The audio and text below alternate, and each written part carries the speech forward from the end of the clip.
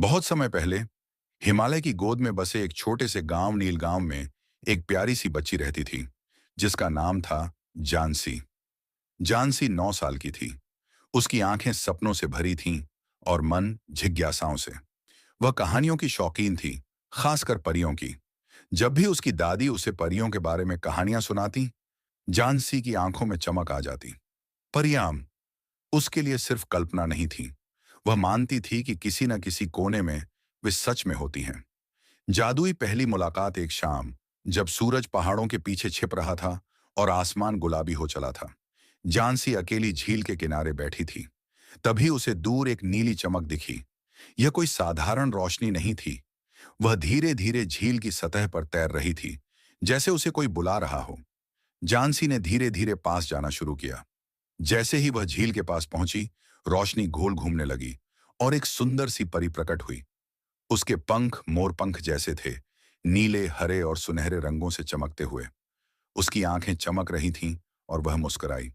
मैं हूं baby flying Z, आसमानों की रक्षक और बच्चों की सच्ची दोस्त, परी ने कहा।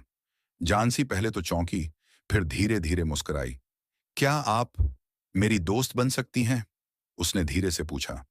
अगर तुम्हारा दिल सच्चा है और तुम दूसरों की मदद करती हो, तो हम हमेशा दोस्त रहेंगे, परी ने कहा। जादुई उड़ानें और नए रहस्य। उस दिन के बाद जानसी की जिंदगी बदल गई। हर रात जब सब सो जाते, परी फ्लाइंग जेट झील के पास आती और जानसी को अपने साथ उड़ने ले जाती। वे बादलों के बीच झूले झूलती, चांद की रोशनी में नाचती और तारा नगरी की सैर करती। एक दिन परी ने जानसी को बताया कि एक बार उसे भी एक बच्ची ने बचाया था, इसलिए अब वह धरती के बच्चों की रक्षा करती है। हर बच्चे में एक शक्ति होती है, बस वह खुद उस पर विश्वास नहीं करता, फ्लाइंग जेट बोली। तूफान और बहादुरी की परीक्षा। एक दिन नील गांव में काले बादल छा गए। आकाश गड़गड़ाने लगा। मौसम विभाग ने चेतावनी दी कि एक बड़ा तूफान आने वाला है। लोग घबरा गए। जानसी ने तुरंत झील की ओर दौड़ लगाई और परी को पुकारा। फ्लाइंग जेड, मेरी मदद करो, गांव खतरे में है। परी तुरंत प्रकट हुई। वह गंभीर दिख रही थी। जानसी, इस बार मुझे अकेले की नहीं, तुम्हारी मदद की भी जरूरत होगी। मेरी? जानसी चौंकी। हाँ, तुम्हारे दिल में जो हिम्मत है, वही इस तूफान को रोक सकती है। फ्लाइंग जेड ने उसे एक जादुई हार पहनाया।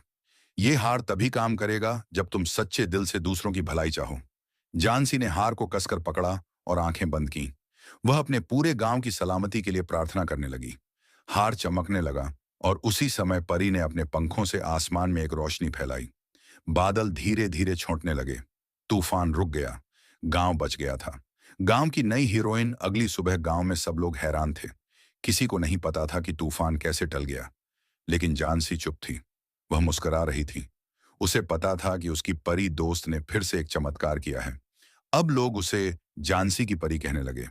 उसने कभी किसी को नहीं बताया कि वह परी से मिलती है, लेकिन उसके काम बताते थे कि वह कुछ खास है। फ्लाइंग जेड ने जाते जाते कहा, जब भी तुम्हें मेरी जरूरत हो, अपने दिल से पुकारना, मैं हमेशा तुम्हारे साथ रहूंगी। अंत नहीं, एक नई शुरुआत। समय बीत गया। जानसी बड़ी हो गई, लेकिन वह हार उसने हमेशा संभाल कर रखा। वह बच्चों को परियों की कहानियां सुनाती है, और जब कोई बच्चा पूछता है, क्या परियां सच में होती हैं, तो वह मुस्कुराकर कहती है, अगर तुम सच्चे दिल से किसी की मदद करना चाहो, तो तुम भी एक परी बन सकते हो।